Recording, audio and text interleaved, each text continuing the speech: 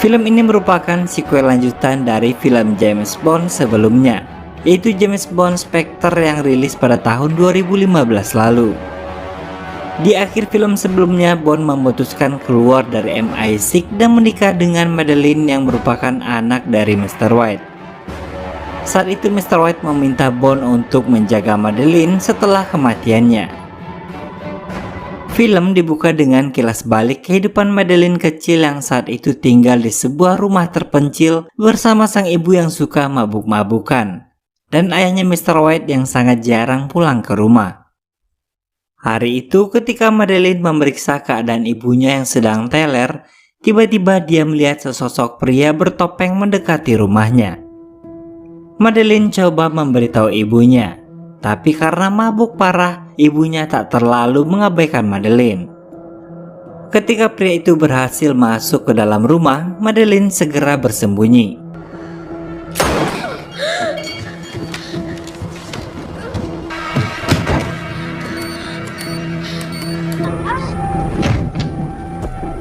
Is Mr. White home? My name is Lucifer Safin. Si pria bertopeng kemudian mengatakan bahwa dirinya adalah Lucifer Safin. Dia datang untuk membalaskan dendam atas kematian keluarganya yang dulu telah dihabisi oleh Mr. White. Kemudian dia menghabisi ibu Madeleine. Setelah menghabisi ibunya, Safin kemudian mencari keberadaan Madeleine. Madeleine yang sebelumnya sempat melihat sebuah senjata di lemari, tiba-tiba keluar dari bawah kasur.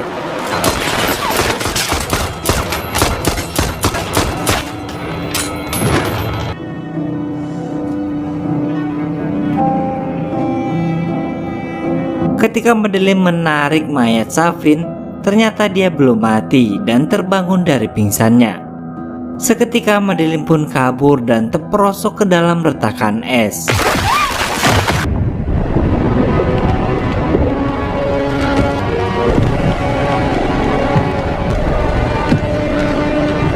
Namun entah apa yang ada dalam pikiran Safin saat itu, ketika melihat Madeleine terjebak tak berdaya, Safin malah menarik dan menyelamatkannya sebelum pergi.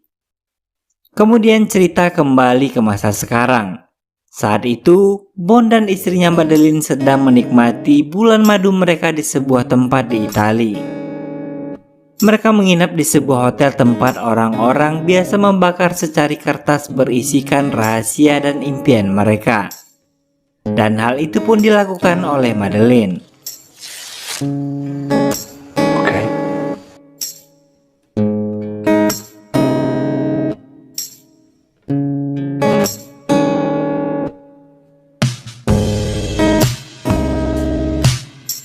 Pagi hari Bond pamit pada Madeleine akan berziarah ke makam Lynn, mantan kekasihnya. Lynn adalah kekasih Bond yang tewas dalam film Casino Royale. Sesampainya di sana dia diantar oleh seorang remaja, lalu kemudian meninggalkannya.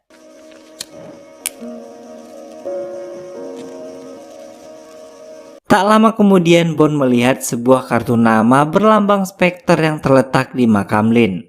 Dan tiba-tiba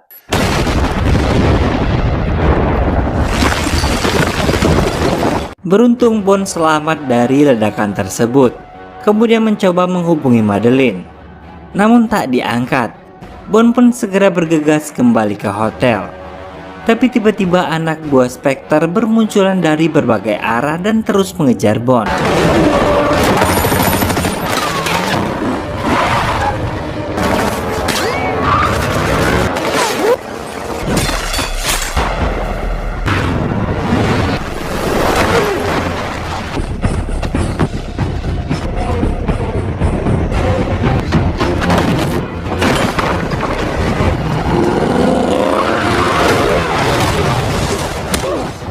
Bond berhasil melumpuhkan seorang agen Spectre bernama Primo, dan dia mengatakan bahwa Mr. White, ayah dari Madeleine, adalah bagian dari Spectre, yang membuat Bond menganggap bahwa Madeleine adalah bagian dari semua ini.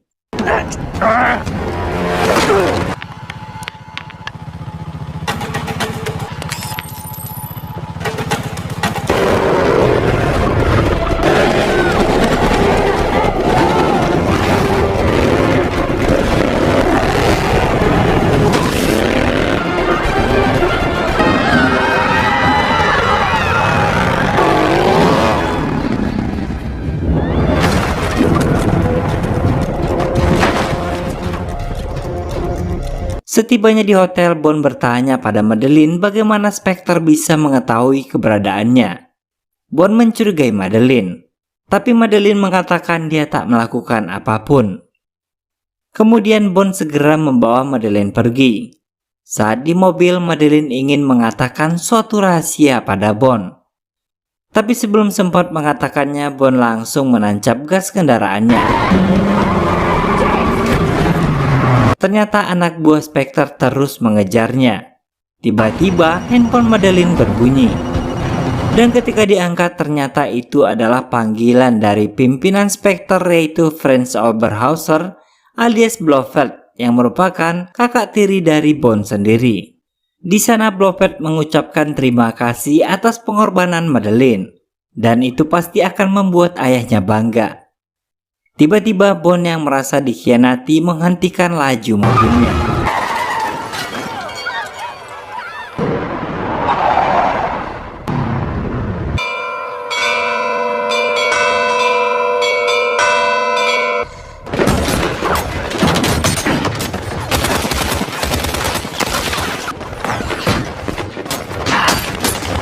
Para anak buah Spectre mengepung mobil Bond dan memberondongnya dengan peluru. Salah satu agen Spectre yang bernama Primo tadi yang ternyata masih selamat tampak memfokuskan tembakannya ke arah Madeleine.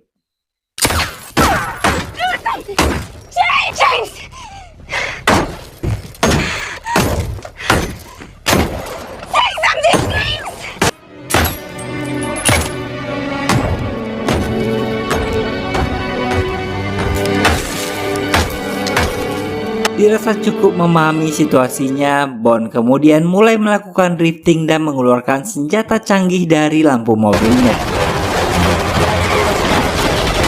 Setelah mengeluarkan asap tebal untuk mengelabui anak buah Spectre, akhirnya Bond dan Madeleine berhasil melarikan diri. Lalu Bond berhenti di sebuah stasiun. Bond mengantarkan Madeleine naik kereta api. Kemudian dia mengatakan bahwa mereka tak akan pernah bertemu lagi.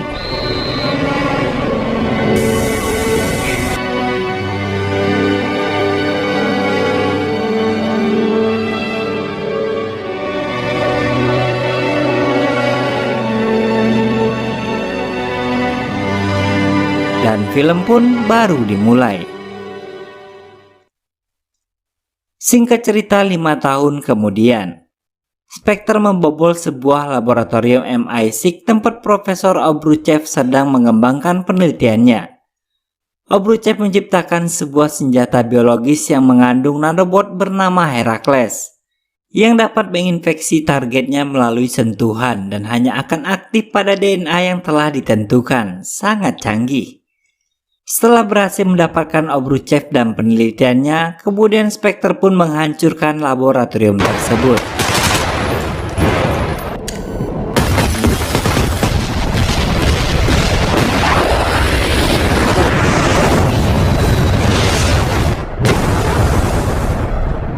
Berpindah ke tempat lain, terlihat Bond yang tinggal di sebuah tempat terpencil di Jamaika. Dia menikmati masa-masa pensiunnya setelah tak lagi menjadi agen MI6. Suatu hari saat Bond pulang syuting Mancing Mania, dia mendapat kunjungan dari teman lamanya yang bekerja di CIA bernama Felix, dan seorang rekannya dari Departemen Luar Negeri Inggris bernama Logan S. Kedatangan Felix adalah untuk meminta Bond menyelamatkan Profesor Obruchev beserta penelitiannya dari tangan Spectre. Namun Bond menolak. Nice to see you again, Felix.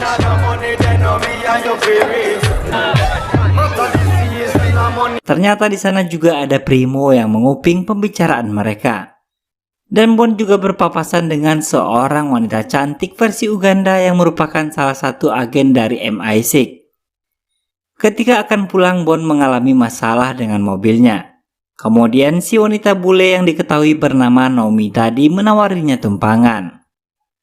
Sesampainya di rumah Bond, barulah Naomi mengatakan bahwa dirinya adalah agen yang menggantikan Bond sebagai 007 di MI6. Kedatangannya adalah untuk meminta Bond untuk tak ikut campur dalam masalah Obruchev. Cut to the chase. Lalu Bond menghubungi M untuk menanyakan apa yang sedang direncanakan M dengan mempekerjakan Profesor Obruchev. Kembali M mengingatkan Bond untuk tak ikut campur dalam urusan ini.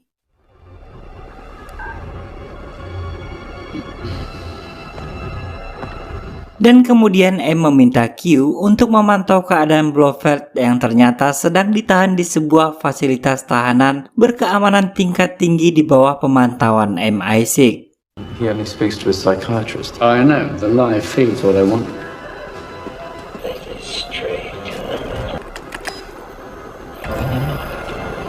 He's like this every day. Mad as a bag of bees. It's nothing.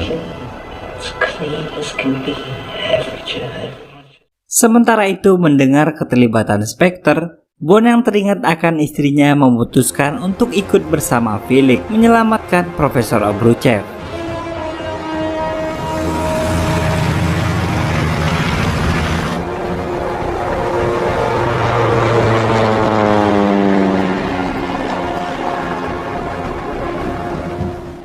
Bond berangkat ke Santiago menemui seorang wanita cantik bernama Paloma yang akan menjadi pemandunya selama menjalankan misi ini.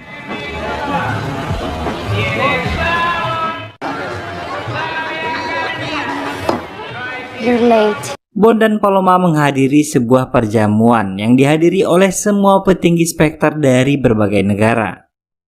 Ternyata itu adalah sebuah jebakan yang khusus dipersiapkan oleh Blofeld untuk menyambut kedatangan Bond.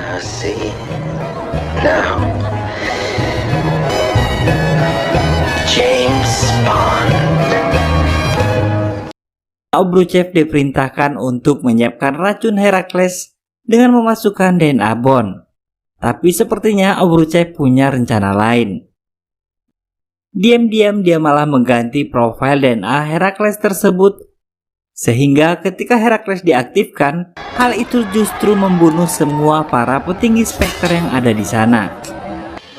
It's too late.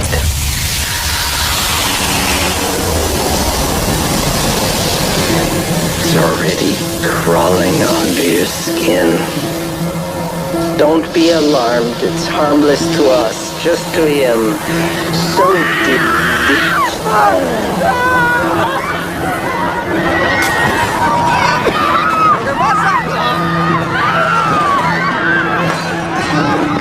Dalam situasi kepanikan, Obruchev mencoba melarikan diri.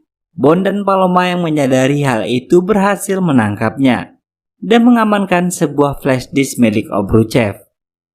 Sementara itu, anak buah Spectre terus mengejar mereka.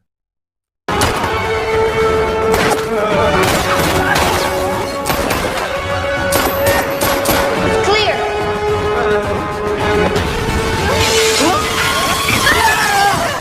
Mereka sempat kecolongan oleh agen baru 007. Namun Bond dan Paloma berhasil kembali merebutnya.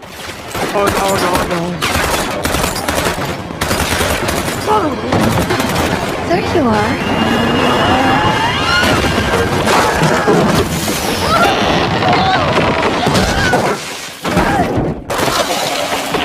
Setelah menyelesaikan misinya membawa Obruchev, Bond dan Paloma pun berpisah. Karena Paloma hanya diperintahkan untuk menemani Bond sampai di sini aja.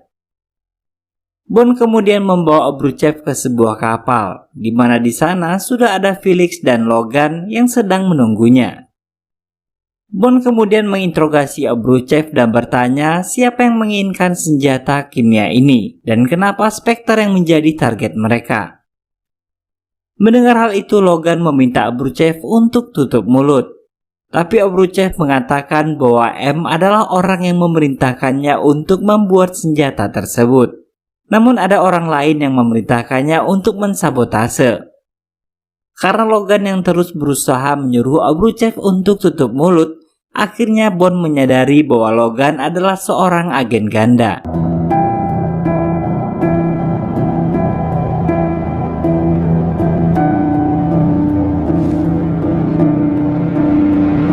Terjadi perebutan senjata antara Bond dan Logan yang membuat Felix tertembak.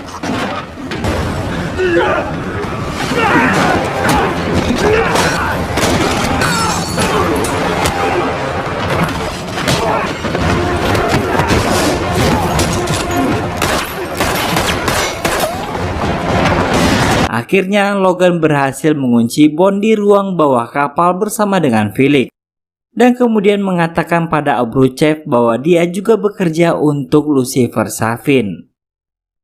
Mereka pun pergi dengan pesawat setelah menghancurkan kapal tersebut.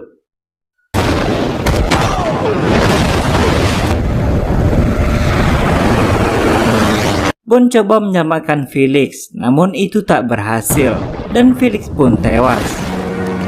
Felix. Felix.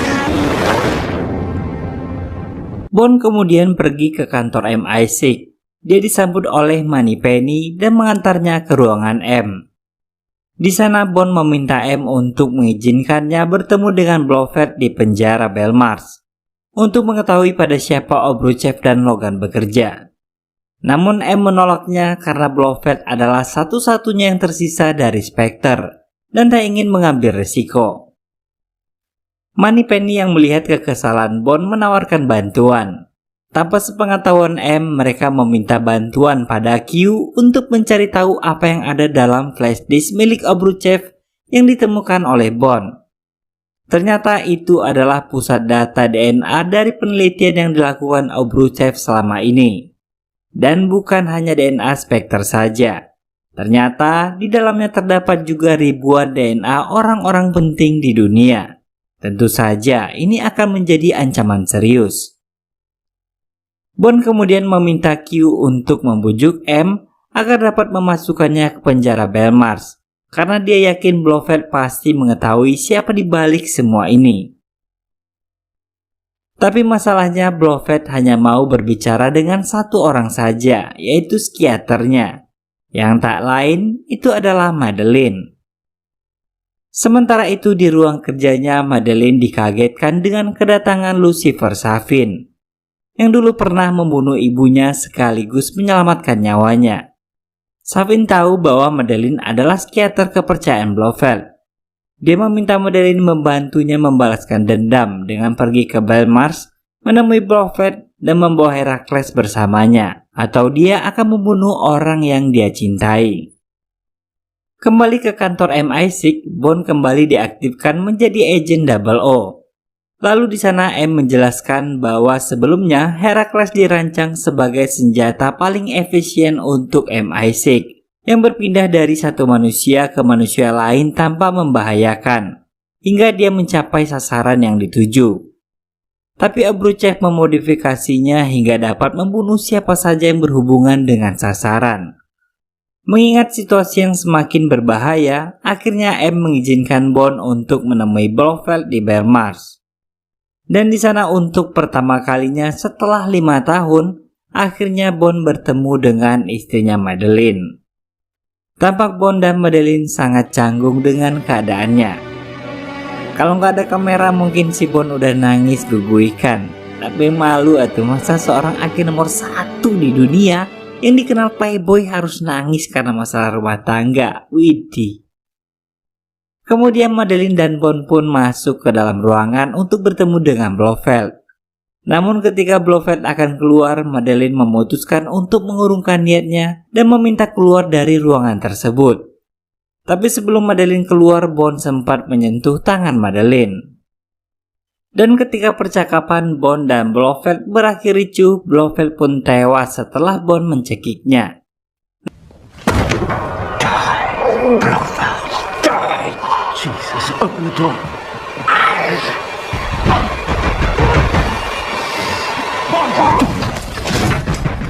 Namun sebenarnya bukan karena cekikan Bond, melainkan karena Herakles yang ada di tangannya. Q pun menyimpulkan bahwa Herakles tak dapat dikeluarkan dari tubuh Bond. Karena sekali dia terinfeksi, maka selamanya dia akan ada dalam tubuh Bond. Dan hal itu tak akan berbahaya jika Bond bukan menjadi targetnya. Kemudian Bond memutuskan untuk menemui Madeleine dan menemukannya di rumah masa kecilnya. Ternyata di sana Madeleine telah memiliki seorang putri bernama Matilda yang memiliki mata persis sama seperti Bond. Tanpa sepengetahuan Bond, ternyata ketika di Italia, sebenarnya Madeleine ingin mengatakan bahwa dirinya sedang mengandung anak Bond, namun tak sempat dia katakan. Tapi di sini Madeline tak ingin mengatakan bahwa ini adalah anak dari Bond, sehingga Bond masih tak mengetahuinya. Bond hanya memiliki firasat dengan melihat mata dari gadis kecil itu. Lalu Madeline membawa Bond ke ruang kerja ayahnya. Di sana dia memberitahu Bond mengenai masa lalu ayahnya dan seorang pria bernama Safin, yang menjadi dalang di balik tewasnya Blofeld dan juga orang yang telah memerintahkan Obruchev untuk mensabotase Herakles. Dia juga memberitahukan bahwa Safin memiliki sebuah pulau keluarga yang dulu direbut oleh ayahnya. Dan Madeline yakin bahwa disinilah pusat dari pengembangan Herakles. Mendapat informasi tersebut, kemudian Bond menghubungi Q untuk melacak Safin dan pulau yang dimaksudkan Madeline dengan mengirimkan sebuah foto yang dia dapatkan. Kemudian setelah berhasil mendapatkan lokasi pulau tersebut, Q langsung menghubungi MI6 dan memberitahukan bahwa lokasinya terletak di perairan sengketa antara Jepang dan Rusia. Tanner juga menampilkan citra satelit Jepang yang memantau aktivitas mencurigakan di pulau tersebut. Bond yang sebelumnya meminta Naomi untuk melacak Logan mendapat koordinat bahwa saat ini Logan berada tak jauh dari lokasi Bond, sehingga dia yakin bahwa Logan sedang mengincar Madeline. Lalu mereka segera berkemas dan pergi meninggalkan rumah tersebut. Di tengah perjalanan tiba-tiba mereka dibuntuti oleh dua mobil tak dikenal. Bond segera mengambil jalur alternatif dan terjadi kejar-kejaran.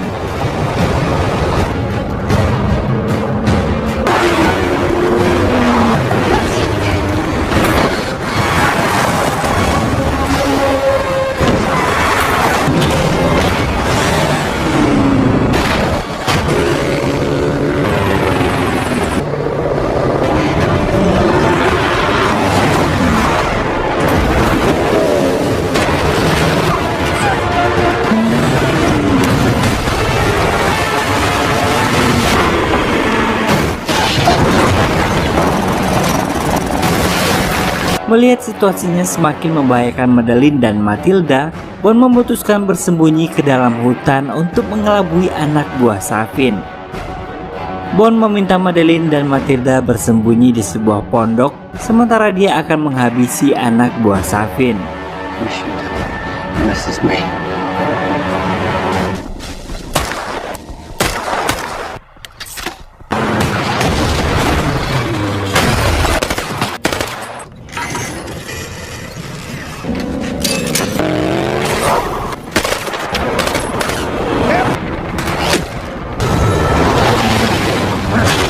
Logan yang terjepit meminta Bond untuk membantunya. So why don't you help me out, brother? You won't be able to stop him. Dan Bond pun langsung membantunya untuk segera bertemu dengan sang pencipta.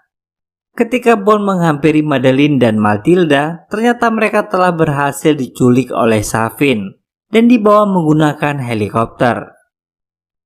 Naomi kemudian datang memberikan tumpangan pada Bond. Berdua mereka langsung menuju bandara di mana Q telah menunggunya. M mengatakan bahwa ada 3 yang menjadi tujuan utama misi mereka: mengkonfirmasi adanya Herakles, membunuh Obruchev dan Safin, kemudian menyelamatkan Madeline dan Matilda. Sebelum menjalankan misi, Q memberikan Bond sebuah arloji canggih yang mengandung denyut elektromagnetik dan dalam jarak dekat dapat mematikan setiap sirkuit dalam jaringan terprogram. Sementara Naomi dibekali dengan kidar yang dapat memetakan setiap ruangan. Sementara itu di pulau terlihat Safin yang baru saja tiba membawa Madeline dan Matilda.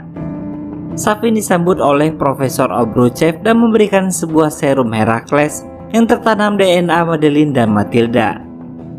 Lalu Safin membawa mereka ke sebuah taman beracun yang sedang dia kembangkan, dan berkata itu adalah warisan dari ayahnya. Sebuah kolam taman yang dihiasi dengan berbagai bunga beracun, dan kemudian memisahkan Madeline dan Matilda. Bond dan Naomi bergerak menuju pulau menggunakan sebuah kapal siluman yang dapat terbang dan menyelam di bawah permukaan air. Gravity is no always your friend.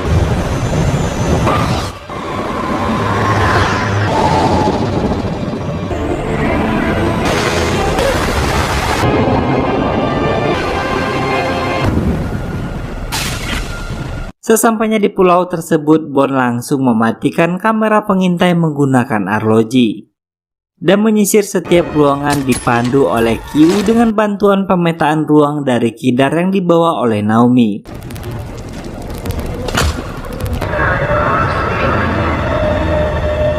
Bond berhasil menemukan Obruchev dan berencana untuk segera meledakkan laboratorium tersebut. Sementara Madeleine berhasil melarikan diri dari pengawasan Primo. Ketika Bond akan meledakkan laboratorium, tiba-tiba Safin menyuruh Bond untuk segera menyerahkan diri, atau dia akan menghabisi Matilda. Bond pun berencana menemui Safin dan meminta Naomi untuk menghancurkan tempat tersebut jika dia tak kembali.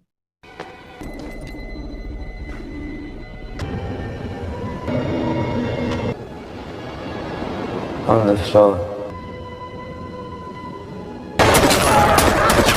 Sesampainya di tempat Safin, Bond berhasil menghabisi anak buah Safin.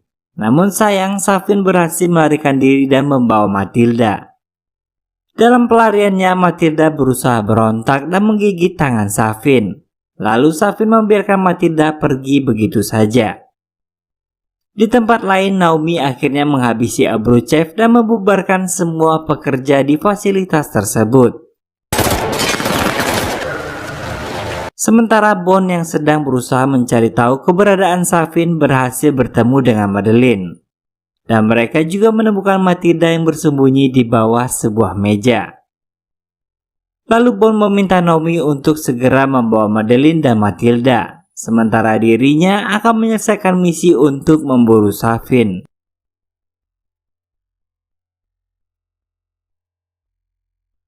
Bond kemudian menuju ruang kontrol dan meminta Q untuk menghubungi kapal selam angkatan laut dan segera mempersiapkan rudal agar dapat menghancurkan fasilitas tersebut. Q mengatakan untuk menghancurkan fasilitas tersebut, Bond harus memastikan palkanya tetap terbuka, atau semua akan percuma karena pulau itu dilindungi oleh lapisan yang sangat kuat.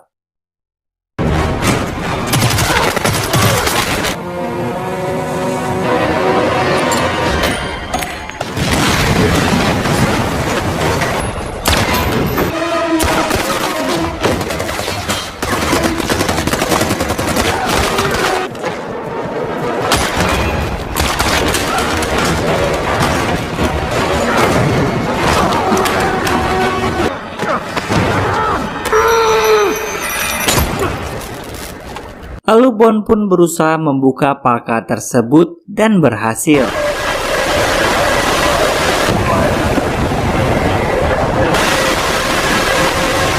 Bond kemudian bergegas mencari Safin. Sementara itu, Angkatan Laut menembakkan rudalnya menuju target. Bond hanya memiliki waktu 9 menit sebelum terjadi ledakan. Namun sayang, tiba-tiba palkanya kembali tertutup. Ketika Bond kembali menuju ruang kontrol, tiba-tiba saja Safin muncul dan menembakinya.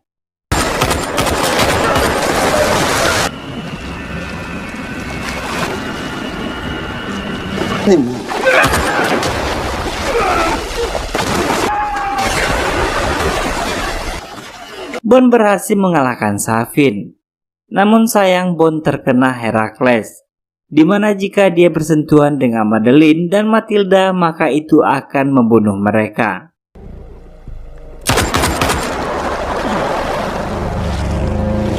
Akhirnya Bond berhasil kembali ke ruang kontrol dan membuka semua palka yang ada.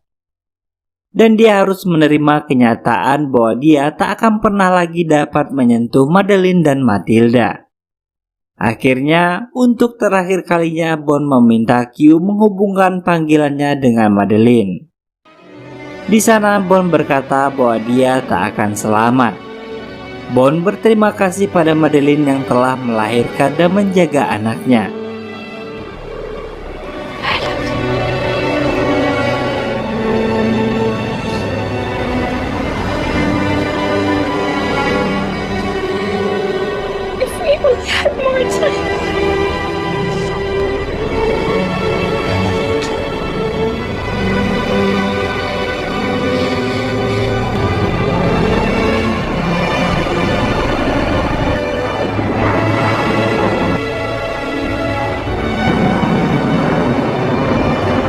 Scene ini pun diakhiri dengan Bond yang bersiap menunggu kedatangan rudal-rudal yang akan menghancurkan pulau tersebut.